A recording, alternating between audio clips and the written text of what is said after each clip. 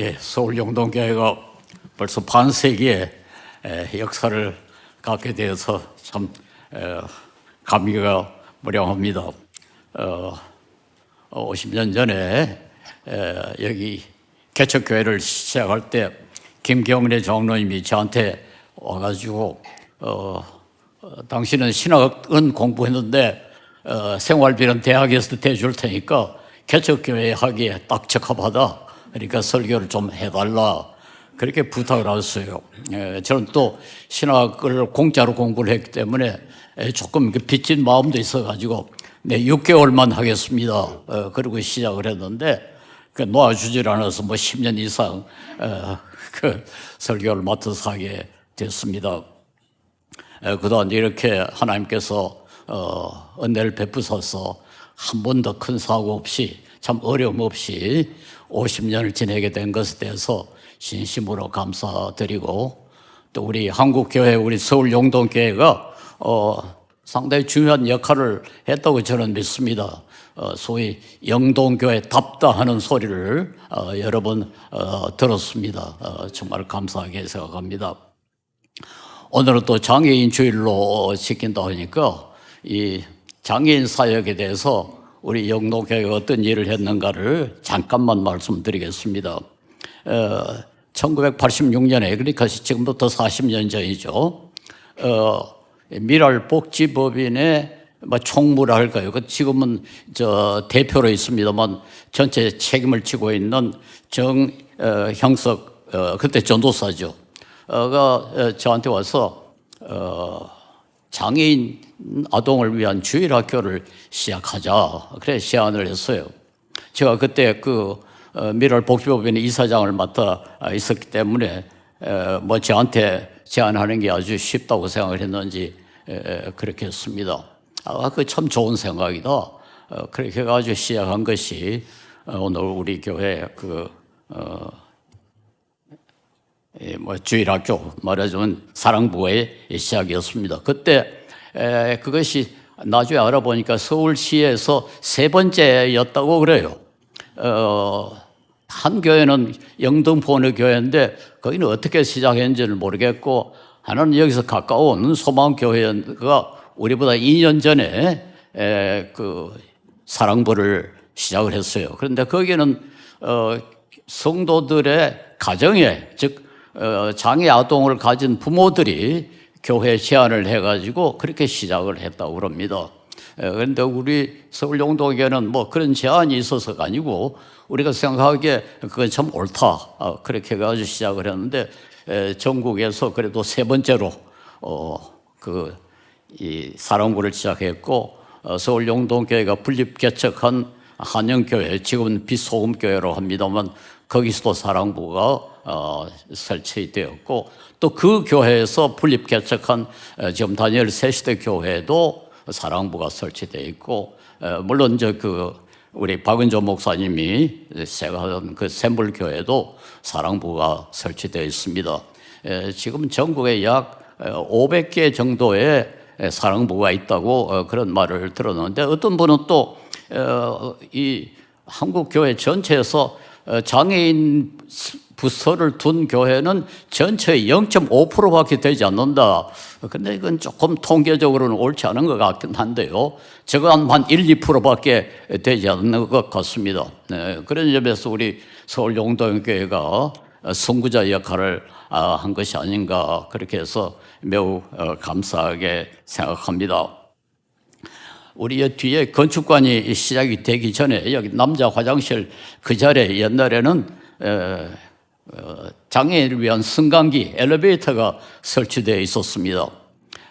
그때 서울 영동교회는 휠체어를 타고 오는 교인은 한 사람도 없었습니다. 올 수 없는 게 계단이 굉장히 많았으니까 올 수가 없는 거죠. 그런데 제가 그 승강기를 제안했을 때 집사들 거의 대부분이 다 반대를 했습니다. 지금 휠체어 타고 오는 장애인 한 사람도 없는데 무슨 그 엘리베이터냐? 참 올 수 없도록 만들어 놓고 올 수 없으니까 아무도 없으니까 설치할 필요가 없다. 근데 제가 그때 좀 고집을 부려가지고 엘리베이터를 설치를 했습니다.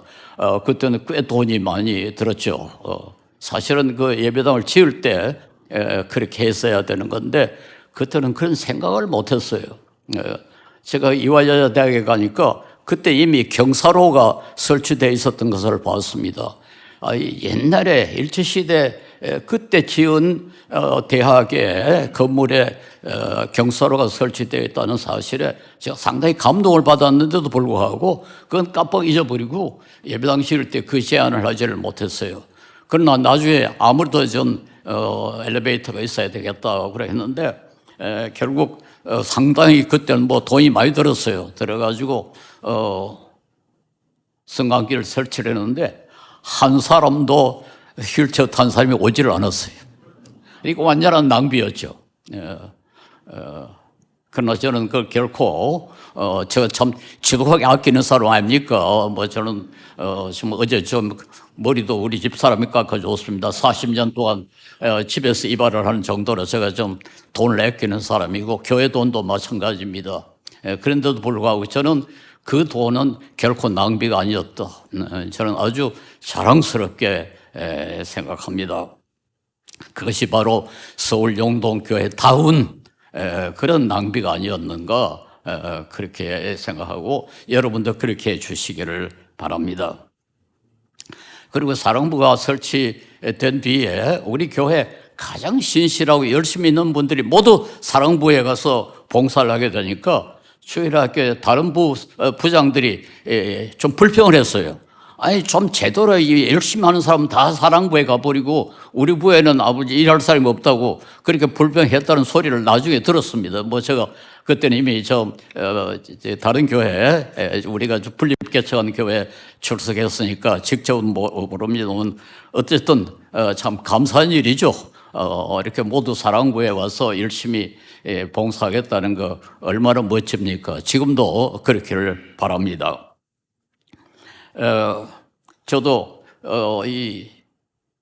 그렇게 그 성관계를 만들자고 제안을 해놓고는 개인적으로도 좀 일관성 있게 행동해야 되지 않겠는가 싶어가지고 제가 은퇴 후에 시골에 가서 집을 새로 지을 때는 경사로를 설치를 했습니다. 그래서 지금 우리 집에는 이 마당에서 이 집 안방까지 그리고 화장실 부엌까지 다 문턱을 다 없애버리고 휠체어를 타고 다닐 수 있도록 그렇게 경사로를 만들었습니다. 그런데 20년이 훨씬 넘었으면 그동안에 한 번도 휠체어를 타고 온 손님이 없었어요. 이거 완전한 낭비였죠. 그런데 최근에 제가 나이가 이제 90이 가깝고 우리 집 사람이 80이 넘고 얼마 전에 또 제가 발을 다치고 나니까 이 경사로가 얼마나 고마운지요. 이것 없었더라면 우리가 어떻게 할 뻔했나. 하나님께서 저를 미리 준비해 주신 것으로 생각하고 그게 참 결국 낭비가 아니었구나. 참 감사하게 생각합니다. 1월 초기에 우리 서울 영동교회 우리 특별히 여전도 회원들은 시각장애인을 위해서 봉사를 많이 했습니다. 책을 읽어서 녹음을 했어요. 그래서 그 책 한 권을 녹음한다는 게 그렇게 쉽지 않습니다. 그보다 더 어려운 건 그 책을 점자로 번역을 하는 겁니다. 그걸 점역이라고 그러는데요. 그때는 우리나라가 아주 장애인 시설한 게 아무것도 없으니까 송곳 같은 것으로 이렇게 종이에다 이렇게 찍어가지고 이 책을 번역을 했는데요. 책 한 권을 번역하면 손에 병이 생깁니다. 이게 일이고 주먹 하나하나를 다 이렇게 송곳을 찍었으니까요. 조금 후에는 이제 그 타자기가 아주 간단한 점자 타자기가 나왔어요. 그래서 그 타자기로 책을 번역을 했는데요. 이런 책 한 권 번역하고 나면 몇 달이 걸리고요. 참 큰 수고를 많이 했는데 우리 영동교회 집사님들이 그 여전도 회원들이 그 일을 많이 했습니다. 너무 힘드니까 우리가 도저히 안 되겠다. 그래서 점자 프린터를 미국에서 수입을 해왔어요.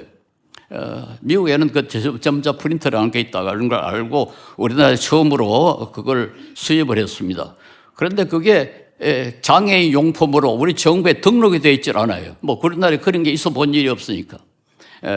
그런데 그때 서울영동교회 김진수 집사라고 그분이 세관에 근무를 하는데 이분이 뛰어다니면서 그 점자 프린터를 공식 장애인 용품으로 등록을 시켜가지고 그 면세 혜택을 받았습니다. 그런데 그건 또 우리가 이 프린터나 뭐 이 전자기기에 대해서 무식해가지고 우리는 그 한글을 갖다 입력하면 한글로 점자가 나올 줄 알았어요. 근데 이게 전혀 안 되는 거예요. 영어만 나오지 영어 점자가 되는 거지 한글 점자가 나오지 않지 않습니까? 이게 쓸모없게 되고 말았습니다. 그런데 서울영동교회 김태춘 집사라고 이제 경희대학교 교수였습니다. 그분이 그 자기 조교를 데리고 몇 달 동안 그걸 한글 타자가 될 수 있도록 한글을 점자로 번역할 수 있도록 그렇게 고치는데 수고를 했습니다. 돈 한 푼 들이지를 못하고 그분들이 얼마나 수고를 많이 했는지 모릅니다. 그래가지고 드디어 우리 한글을 입력하면 한글 접자가 나오도록 그렇게 했습니다. 이게 모두 서울영동교회가 우리 장애인을 위해서 한 봉사입니다. 이건 뭐 완전히 그 자원봉사였고 또 우리나라에서 최초였습니다. 여러분 우리 장애인 사역에 관한 서울영동교회는 아주 아름다운 역사를 가지고 있다는 사실을 아시기 바랍니다. 그 뒤에도 이 공간에서 장애인 집회가 많이 열렸고 그 외에도 계속해서 역할을 많이 했습니다. 저는 마지막 날 예수님께서 재림하실 때 서울 영동교회를 보고 너희가 참 나를 잘 돌보았다 그렇게 하실 것으로 오늘 본문에 비춰보면 틀림없이 이렇게 말씀하실 것으로 보겠습니다. 오늘 본문에 보면은 줄이고 목마르고 헐벗고 병들고 감옥에 갇힌 사람들 이런 사람들 돌보는 것이 바로 주님을 돌보는 것이다. 그렇게 기록이 되어 있어요. 왜 이 부자나 권력 있는 사람이나 명예 있는 사람을 돌보는 것에 대해서는 그렇게 말씀하시지 않고 왜 줄이고 목마르고 헐벗고 병들고 이런 아주 비참한 상황에 있는 사람을 돌볼 때 주님께서 너희들이 나를 돌보았다 그렇게 하실 것이에요. 그건 뭡니까? 내가 바로 그런 사람이다 그런 말씀 아닙니까? 예수님은 이 세상에 잘 먹고 잘 사는 사람을 위해서 오신 게 아닙니다. 예수님은 건강한 사람을 위해서 오신 게 아니고 뭐랬습니까? 병든 사람을 고치기 위해서 오신 의사라고 이렇게 말씀하셨습니다. 그런데 왜 구태여 이런 사람들에게 상을 줄까요? 왜냐하면 사람들이 별로 좋아하지 않기 때문입니다. 그렇게 하는 걸 그렇게 즐겨하지를 않아요. 가령 여러분 한번 상상해 봅시다. 여기에 이재용 씨, 뭐 미국의 그 젠슨 황 그런 사람이 여기 들어온다 합시다. 그럼 여러분 어떻게 하겠어요? 뭐 야단이 나겠죠. 다 오시라고 하고 환영하고 박수하고 하지 않겠습니까? 거지가 하나 오면 어떻게 할까요? 그렇게 할까요? 제가 한성대학교 이사장을 노릇을 하고 있을 때 그때는 뭐 저 이사장 차가 하나 있어가지고 필요할 땐 타고 다녔습니다. 그런데 그 기사에게 전도를 했습니다. 교회 좀 가자고 그랬더니 그 기사의 반응이 참 신기했습니다. 이사장님, 우리 같은 사람은 교회 못 갑니다. 우리 같은 사람은 교회 못 갑니다. 한국 교회가 어떤 상황이 됐기에 기사가 교회 못 간다고. 우리 같은 사람 기가 죽어가지고 쪽팔려서 교회 못 갑니다. 우리 본문하고는 너무 다르지 않습니까? 예수님이 오시면 어떨까요? 예수님이 그런 몰골로 줄이고 목마르고 병들고 그런 몰골로 교회에 오시면은 우리가 어떻게 할까요? 저는 이 구절을 읽으면은 항상 그 양심에 가책이 됩니다. 약자를 돌보는 것. 그것이 바로 예수님을 돌보는 거라고. 그래서 35절에 내가 줄일 때 너희가 먹을 것을 주었고 목마를 때 마시게 하였고 나그네 되었을 때 영접하였다. 너희가 나를 영접하였다. 우리는 이제 이걸 사랑이라 오늘 찬양대에서도 사랑에 대해서 찬양을 했습니다만 성경은 이것을 정의라고도 표현합니다. 몇 구절 제가 읽어보겠습니다. 시편 146편 7절에 억눌린 사람들을 위해 정의로 심판하시며 줄인 자들에게 먹을 것을 주시니시로다. 여호와께서는 갇힌 자들에게 자유를 주시는도다. 정의로 심판하신다 하면서 줄인 자들에게 먹을 걸 주신다. 신명기 10장 18절에 과와 과부를 위하여 정의를 행하시며 나그네를 사랑하여 그에게 떡과 옷을 주시나니, 여기도 정의를 행하시는데 나그네를 사랑하고 그에게 떡과 옷을 주신다. 이사야서 1장 17절에 선행을 배우며 정의를 구하며 학대받는 자를 도와주며 과를 위하여 신원하며 과부를 위하여 변화를 하셨느니라. 여기도 정의를 배우라 해놓고 학대받는 자를 도와주고 과를 위해서 신원하고 과부를 위해서 변화하라. 또 뭐 약한 자를 돕는 것을 정의라. 그렇게 성경이 지금 가르치고 있지 않습니까? 요즘 이 철학 윤리에서 아주 이 정의와 관계가 아주 중요한 영향을 끼친 이 미국의 존 롤스라는 분이 있습니다.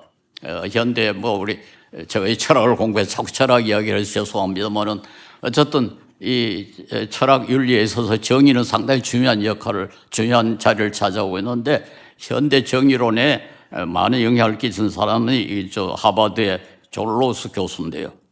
그런 정의의 두 가지 원칙이 하나 있는데 하나는 평등의 원칙이고 하나는 차등의 원칙이라는 걸 말했어요. 이건 역사상 처음으로 이런 표현을 사용했습니다. 차등의 원칙이라는 게 뭔가 하니까 최소 수혜자의 최대 이익이라 그랬어요. 혜택을 제일 적게 받은 사람에게 가장 많은 이익을 주는 것도 정의다. 이게 바로 우리 성경이 말하는 거죠. 바로 성경이 그걸 이야기하더니 혜택을 제일 적게 받은 사람에게 가장 많은 이익을 주면 그것도 정의다. 물론 모든 사람을 똑같이 대우하는 것도 정의지만 현실적으로는 그게 불가능합니다. 현대 어느 사회에도 그렇게 모든 사람이 똑같이 대우를 받을 수가 없어요. 그러니까 아주 구체적인 현실적인 방법은 뭔가 하니까 혜택을 제일 적게 받는 사람에게 많은 혜택을 이익을 주면은 그게 결국 정의가 된다. 이 존 롤스 교수는 대학 다닐 때 앞으로 목회자가 되겠다고 생각을 했대요. 그래서 틀림없이 이는 성경의 영향을 받은 그런 생각이라고 저는 믿습니다. 예, 우리 사회에서 가장 혜택을 적게 받은 사람이 누굴까요? 제가 1973년에 귀국을 해가지고 보니까 우리 그때 그 교수들, 학생들, 소위 지식인들이라는 사람이 모두 노동자, 농민, 도시빈민, 이 사람들이 우리 사회에서 가장 혜택을 적게 받고 소외된 사람들이다. 그래서 이 사람들의 권익을 위해서 활동하는 것이 정의 활동이다. 이렇게 열심히 했습니다. 저는 그때 저 주위에 장애인이 있어서가 아닙니다. 저희 친척이나 저희 가족 가운데 장애인이 없습니다. 그러나 따져보니까 노동자, 농민, 도시민보다 더 혜택을 적게 받은 사람이 장애인이다. 그때는요, 참 엉망이었습니다. 장애인에 대한 복지라는 하나도 없었습니다. 그리고 사람들은 장애인을 아예 거의 인간 취급을 안 했어요. 그렇게 아주 멸시하던 그런 시대였습니다. 그러니 노동자, 농민, 도시민보다는 장애인이 더 혜택을 적게 받습니다. 그래서 제가 사실 장애인 운동을 시작을 했고 그 때문에 미랄과 관계하게 돼서 오늘까지 이르렀습니다. 그런데 장애인의 93%가 후천적인 이유로 장애인이 됐다고 그래요. 그 말은 뭔가 하니까 사람의 잘못에 의해서 장애인이 됐다는 거 아닙니까? 93%라는 건.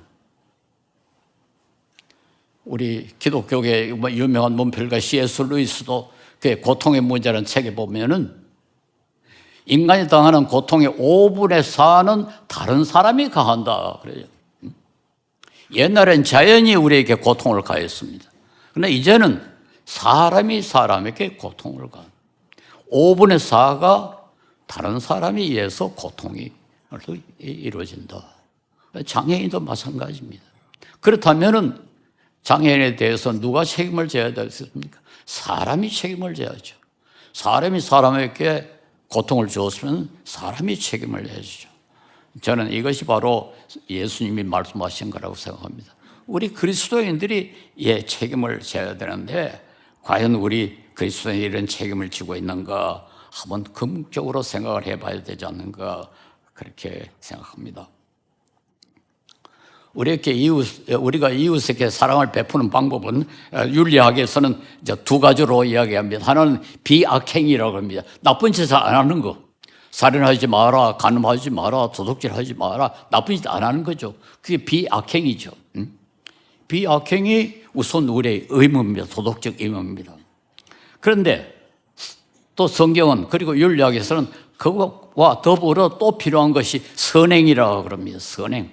그러니까 비악행은 소극적으로 뭐뭘 하지 않는 거고 이 선행은 적극적으로 다른 사람을 도와주는 건데 그때 그 돕는 대상은 부자들, 건강한 사람, 잘 먹고 잘 사는 사람이 아니에요. 도움을 받는 사람은 약한 사람들입니다. 그래서 그게 정의라고 이렇게 말할 수 있는 겁니다. 마태복음 19장에 그 기록된 부자 청년 이야기. 그 부자 청년이 율법을 잘 지켰어요. 그때 율법이라는 건 주로 이제 10계명 같은 건데 하지 마라. 비악행이죠. 이 부자 청년은 비악행은 아주 잘 지켰습니다. 예수님도 그를 아주 귀하게 여기셨어요. 그런데 예수님이 그거 가지고는 부족하다. 네 소유를 다 팔아서 가난한 사람에게 주어라. 그건 뭡니까? 선행이죠. 선행을 하라. 그런데 그 사람은 돈이 많기 때문에 그건 못하겠습니다.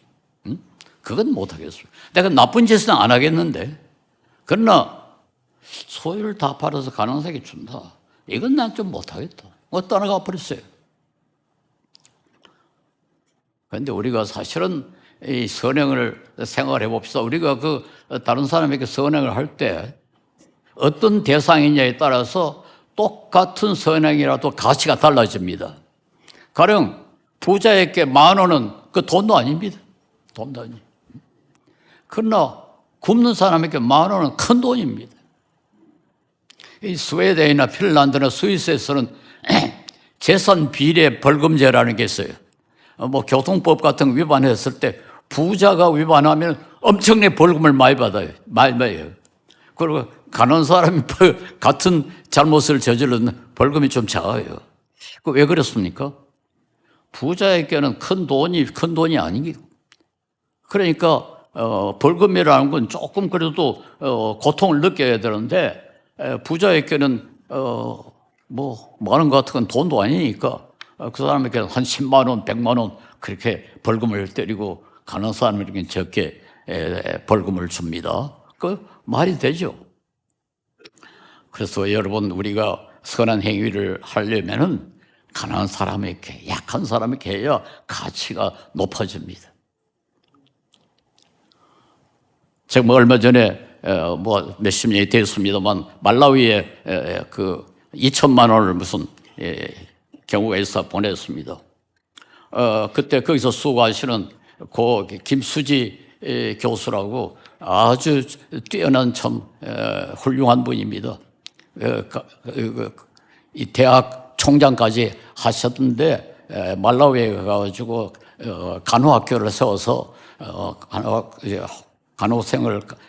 간호사를 양성하는 수고를 많이 해서 제가 너무 고마워가지고 돈을 2천만 원을 보냈습니다.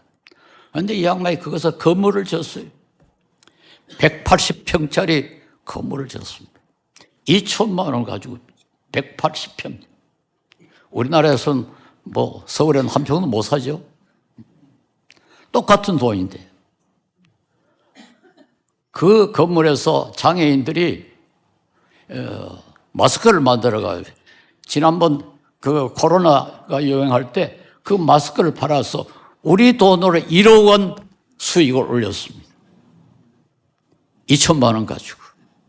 2천만 원 가지고 180평 건물이 서고 그 건물에서 장애인들이 마스크를 만들어서 1억 이상의 소득을 올렸습니다.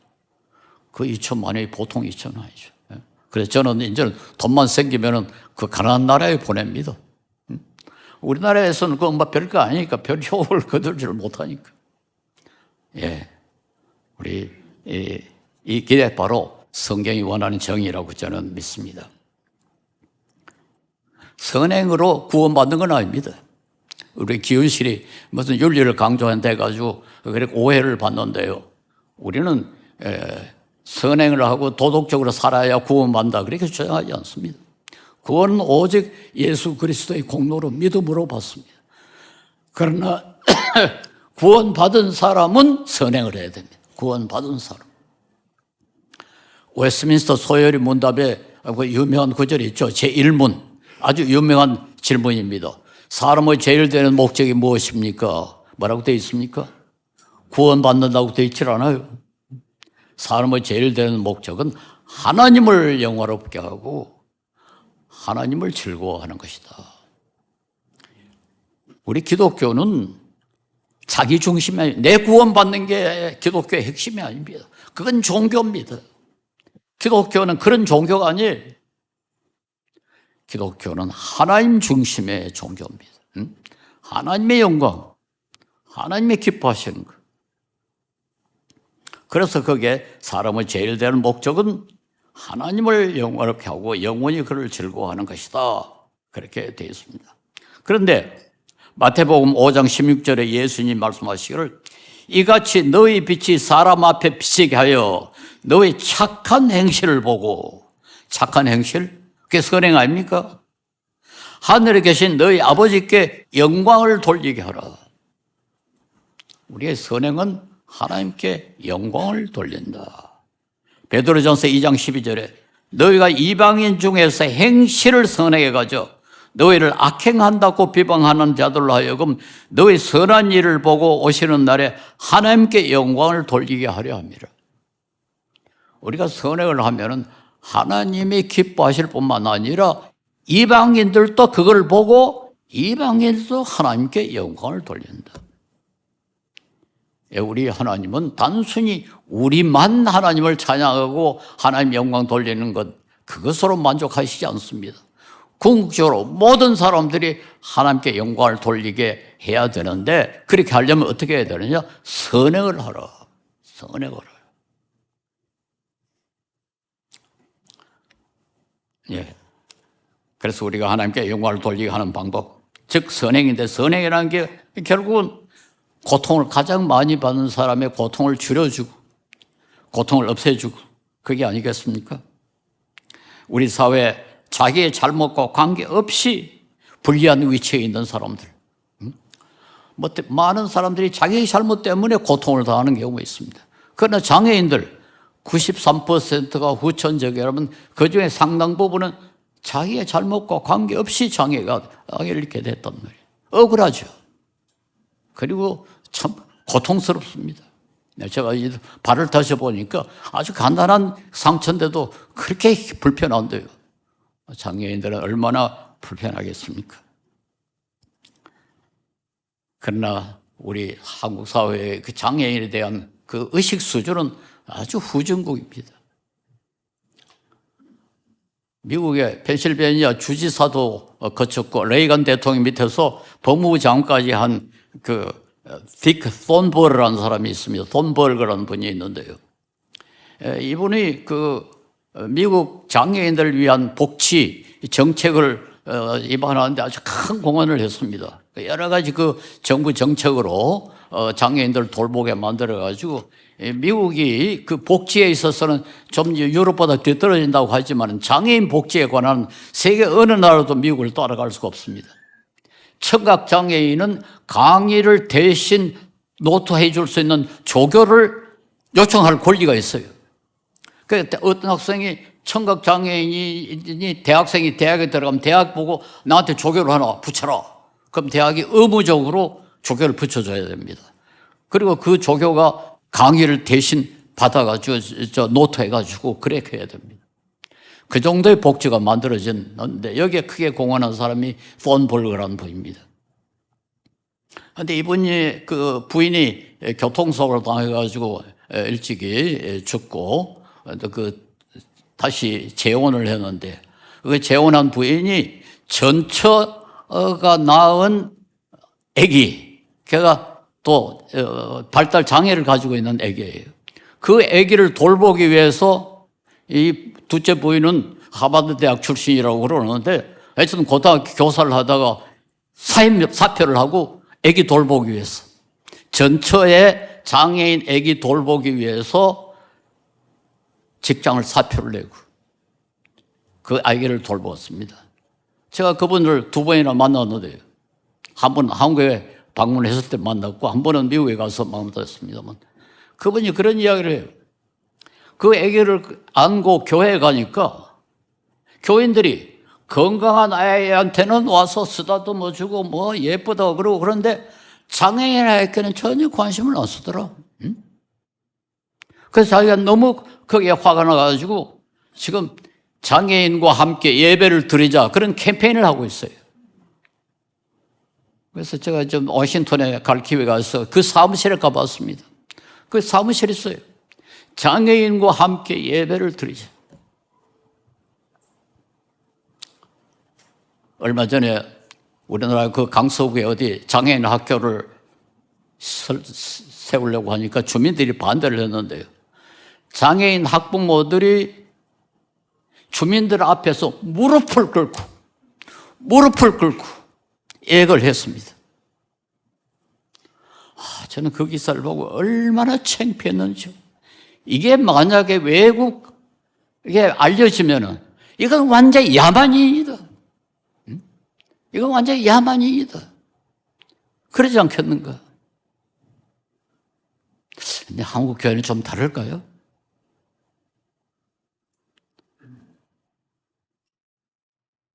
우리 미랄 복지법인이 운영하는 발달 장애인들로 구성된 브릿지 온 앙상블이라는 그 합주단이 있습니다. 좀 오케스트라죠. 아주 잘합니다. 그래가 유명하게 됐는데 그 중에 한 장애인이 아주 특별히 그 능력이 있어가지고 연주를 아주 잘해요. 근데 다른 오케스트라, 그러니까 아마 장애인이 아니고 일반 그 오케스트라였던 것 같아요. 그 지휘자가 너희 거기서 나와서 장애인 그 오케스트라 있지 말고 우리 오케스트라에 오라. 그렇게 했답니다. 그랬더니 그 사람이 이렇게 대답을 했습니다. 내가 여기서 난생 처음으로 인간 대접을 받았는데 어떻게 떠나겠습니까? 내가 여기서 난생 처음으로 인간 대접을 받았는데 처음으로 인간 대접을 받았다. 우리 사회가 여러분 장애인에 대한 태도가 얼마나 후진적인가 하는 걸 알 수 있죠. 제가 미랄 학교를 세울 때 그때 제가 그 미랄 복지법 이사장으로 있었습니다만 주민들이요 얼마나 반대를 하는지 그 부인들이 그 돈 많은 집 부인들이 추운 겨울에 2월에 트레일러를 공사장 한가운데 세워놓고 그 밤을 지새우더라고요. 공사 못하게 하려고.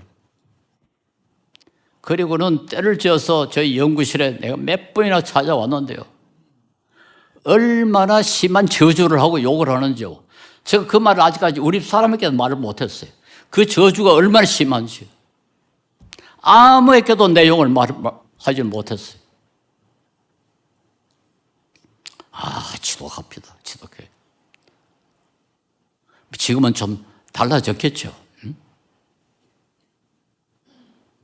한국 교회에 장애인 부서가 있다는 게 뭐 0.5% 딱 있는 교회 0.5%밖에 되지 않는다면 기독교인들도 별 다름이 없지 않는가 이런 생각이 듭니다. 장애인에게 이제는 가장 필요한 것이 직업입니다. 그 전문가들의 이야기대로 보면은 가장 좋은 재활은 직업 재활이다 그럽니다. 그래서 장애인들이 좀 직장을 갖도록 해야 되겠는데, 선진국에서는 대개 국민의 11%에서 14% 정도를 장애인으로 봅니다. 그런데 우리나라에서는 5.5%를 장애인으로 봅니다. 그러니까 선진국보다 훨씬 장애인들을 아주 제한을 많이 했죠. 그런데 이 장애인들이 장애인을 의무적으로 고용하라고 정부가 법을 만들어 가지고 민간 기업은 전체 직원의 3.1%, 공공기관은 3.8% 이상을 장애인으로 고용하라. 그리고 만약에 그게 미달하면 1인당 한 달에 120만에서 210만 원의 벌금을 내도록, 과태료랄까요? 뭐 이런 걸 내도록, 부담금이라고 합니다. 부담금을 내도록 만들어 놨어요. 그런데도 아직까지 미달해요. 그러니까 가장 중요한 그 직업 재활을 우리 장애인들이 못 받고 있는 겁니다. 직장을 못 갖고 가는 겁니다. 여러분, 이게 얼마나 중요한지 압니까? 어떤 장애인 청년이 겨우 어떤 직장에 취직이 되어서 월급을 받았습니다. 그런데 마침 그 외할머니 생일이 됐어요. 그런데 이 청년이 받은 월급을 가지고 케이크를 사가지고 외할머니 생일 파티에 갔어요. 모든 사람이 앉아서 울었습니다. 울음바다가 됐어요. 이제까지 다른 사람의 도움을 받고 복지 혜택의 수혜자였던 사람이 이제는 돈을 벌어가지고 외할머니 생일 파티에 케이크를 들고 왔다. 그 감격이 얼마나 크겠습니까? 그런 혜택을 우리 사회가 좀 제공해야 되지 않겠습니까? 우리 미랄이 굿윌이라는 가게를 시작을 했습니다. 지금 전국에 47개나 있는데요. 이거 헌 물건을 기증받아가지고 그걸 세탁하고 수를 해가지고 다시 파는 겁니다. 그런데 가게가 47개인데 저에게 장애인이 495명이 지금 고용되어 있습니다. 495명. 엄청난 숫자입니다. 얼마나 좋아하는지 몰라요. 하여튼 그 가족과 본인이 얼마나 자랑스럽게 생각하고 좋아하는지 몰라요. 이제까지 우리가 세금 내가지고 그 사람들을 도와줘야 되는데 이 사람들이 이제 세금을 내는 사람이 됐어요. 그러니까 얼마나 떳떳한지. 우리 서울 용동교회에서도 그걸 하고 있는지 모르겠습니다만 없으면 당장이라도 이 교회 앞에 아주 큰 통을 하나 만들었어요. 그래가지고 세워놓고 교인들이 집에서 보고 그 물건들 그래도 쓸만한 거, 뭐 너무 그저 쓰레기를 버리는 아니고 그래도 조금 수리하거나 하면 쓸만한 물건들 전부 가지고 거기다 통에다 집어넣으면은 그들 가게에서 가져갑니다. 그래서 우리 장애인들이 그걸 수리하고 세탁하고 그렇게 해가지고 팝니다. 작년 한 해 동안 엄청난 수익을 올렸습니다. 보니까 439억 원의 매출을 올렸다고 그래요. 지금 그 돈 가지고 또 우리 새로운 가게를 만들 수 있습니다. 그래서 지금 주로 이 교회에서 이런 물건들을 많이 제공하고 있는데 여기 서울 용동회가 앞장서야 되지 않겠습니까? 당장 우리 집사님들 안에 이런 운동이 일어나기를 바랍니다. 우리 그렇게 하시면은 마지막 심판 때 주님께서 그 헛물건이라도 나에게 주어서 고맙다. 그렇게 하지 않겠습니까? 내 아버지께 복을 받을 자들이여 나 와서 창세로부터 너희를 위하여 예비된 나라를 상속받으라. 우리의 조그마한 선 의지가 하나님을 기쁘시게 하고 이방인들에게 하나님의 영광을 드러낼 수 있고 그들로 하여금 하나님께 영광을 돌리게 하고 이렇게 고통받는 사람의 고통이 줄어들 수 있는 그런 복이 생겨납니다. 그걸 우리 주님이 좋아하셔서 내 복을 받으라. 복을 받을 자들이여. 창세로부터 너희를 위하여 예비된 나라를 상속받으라. 그런 복을 우리 서울 영독회 성도 여러분이 다 받으실 수 있기를 바랍니다. 기도하겠습니다. 자비로우신 주님, 주님께서 당신의 거룩하신 뜻 안에서 우리 서울 영독회를 세우시고 귀한 자녀들, 충성된 종들을 보내주셔서 이제까지 주님의 나라를 잘 섬길 수 있게 하심을 감사하며 우리 장애인들을 위해서도 귀한 봉사 많이 하게 하시면 감사합니다. 주님께서 더 큰 능력, 더 큰 사랑 베푸셔서 이들이 참으로 주님께서 기뻐하시는 정의를 실천하며 우리 어려운 장애인들을 돌보는데 부족함이 없도록 주님께서 자비를 베푸시고 은혜를 베푸시고 능력을 주시옵소서. 예수님 이름으로 기도합니다. 아멘.